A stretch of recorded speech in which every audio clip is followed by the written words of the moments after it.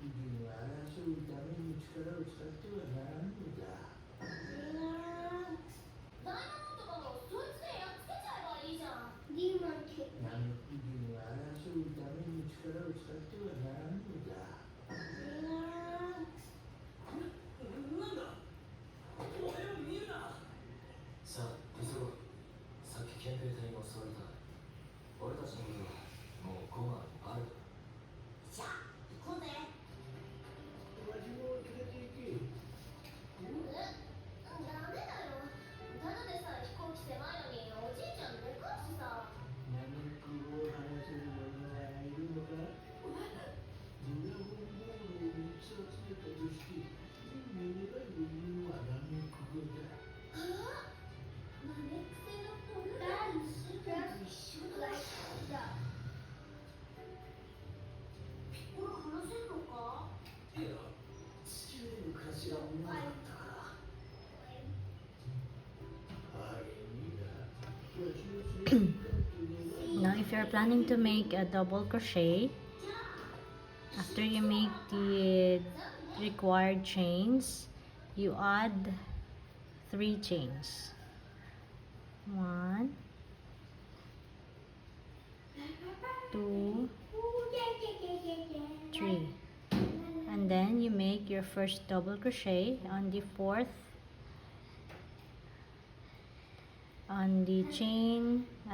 fourth chain from the hook. Now this is 1, 2, 3. So we will be going to make our first double crochet here on the fourth. So how to make the double crochet? Yarn over and then put it on the chain. Yarn over and then pull. There. As you can see, you have 3 loops on your hook. Then yarn over and then you pull it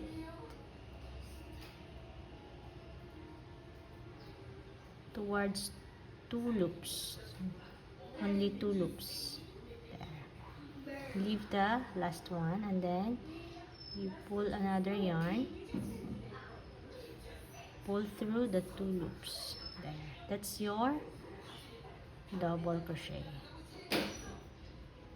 So yarn over, put it inside the chain and then pull over, yarn. Then you have 3 loops, 1, 2, 3, and then pull over through 2 loops, then pull over through another 2 loops. Now that's your double crochet. Why do we have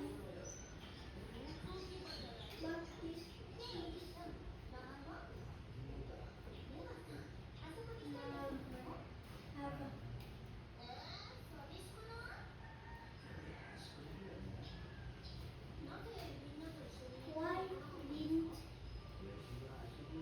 I like it?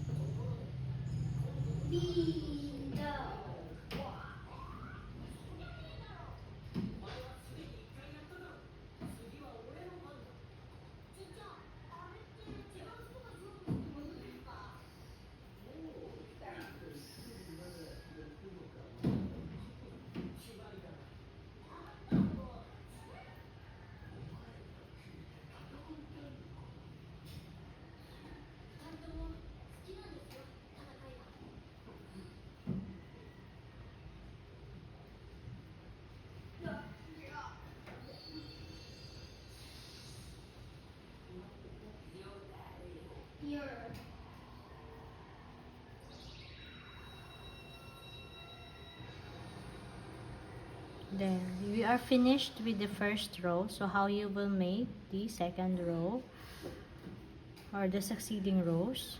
So you make 3 chains. 1, 2,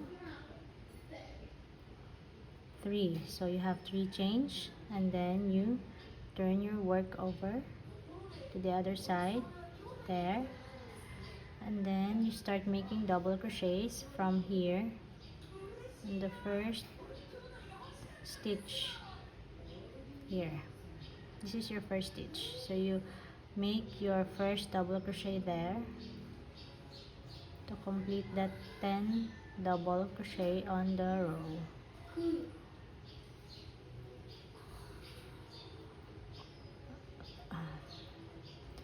So take note that this is a American double crochet. So in UK, this is what we call treble crochet.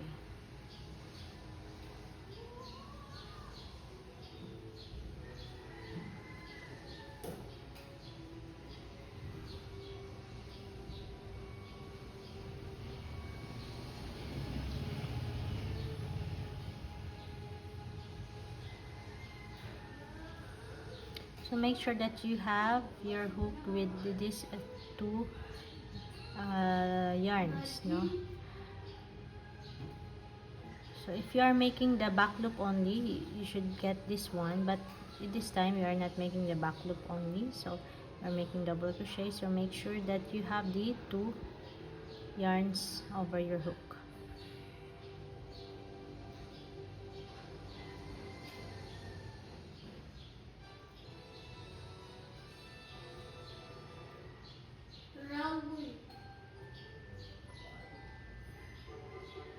Insert it on the stitch and make sure you have the 2 yarns over their hook.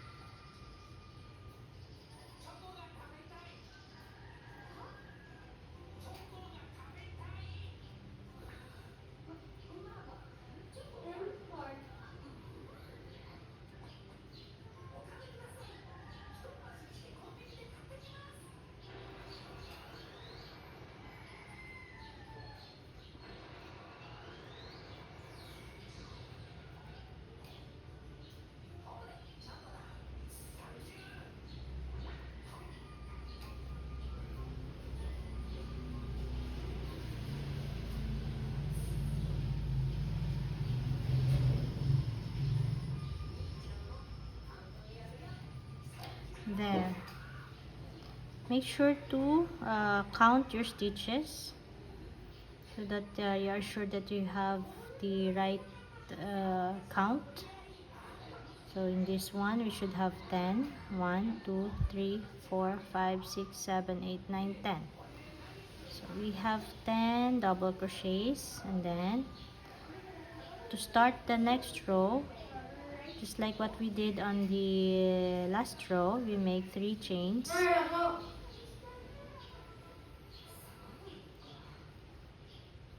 Then yarn over. Turn your work first like that, and then yarn over, and then make your double crochets as what we did on the row 2.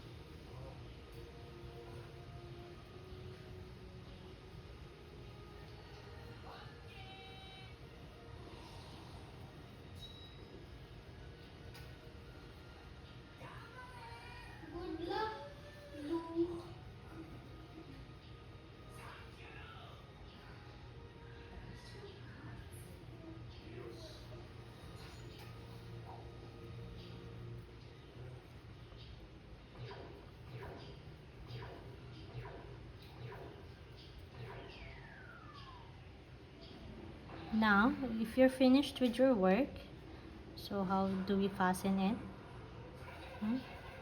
You can make another chain to fasten it, and then pull over the yarn, and you cut it, and then you pull the yarn there. That's how you fasten it.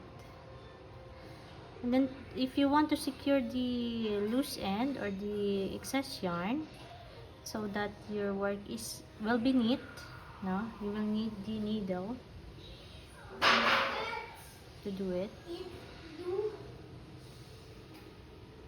Then you hide your excess yarn at the back of your work like this.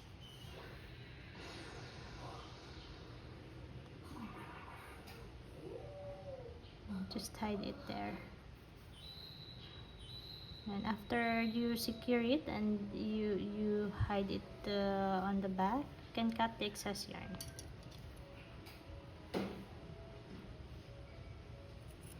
There. So your work is now neat.